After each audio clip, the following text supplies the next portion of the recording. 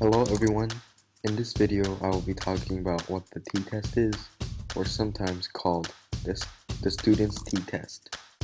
The t-test is a commonly used statistical significance test.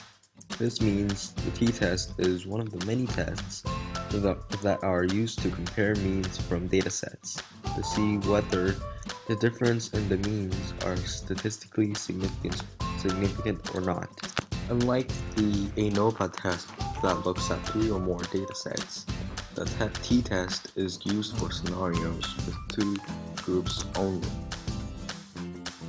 In the scenario in which scientists want to observe something, like say the height of an 18-year-old, they don't expect everyone to be the same size. Of course, most of the people are about the same height, but there will always be people who are taller or shorter than everyone else.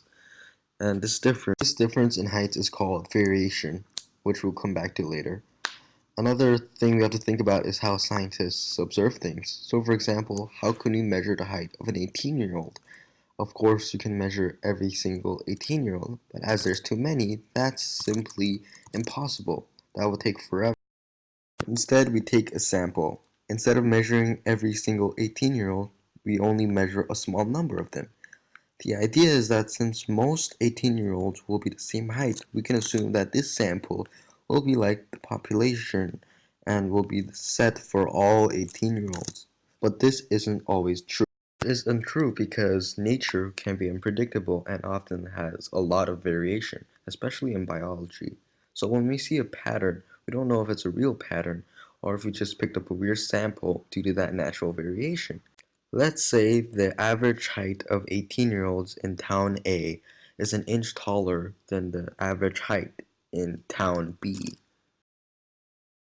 In this case, how do we know for sure that we didn't accidentally make an error and pick an unusual amount of tall kids in one of these samples?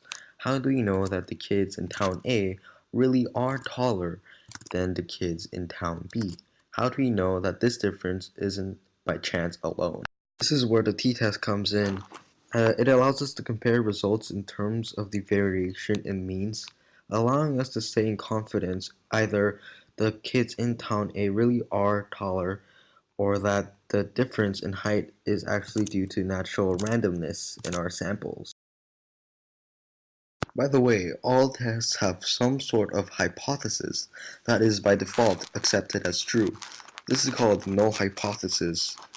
All tests also have a hypothesis that disputes the null hypothesis called the alternative hypothesis. In the previous scenario, the null hypothesis would be that the kids in town A and the kids in town B are not really different in height, while the alternative hypothesis would say that the kids in town A are, for whatever reason, taller than the kids in town B. Given the data you have, a t-test gives you the probability that your alternative hypothesis is true and that the random data you have might be observed in the real world with another set of random data. Generally, the difference between the two averages are more likely to be significant when 1. The difference between the averages is large, and 2. The sample size is large, and 3. The standard deviation is low.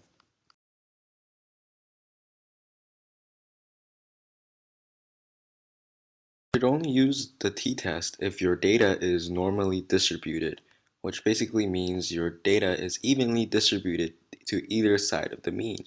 If your data is skewed and it is not even like this, then you should use another test. This even distribution of data can actually happen naturally, and especially often with things like heights of people, blood pressure, and test marks, to name a few examples.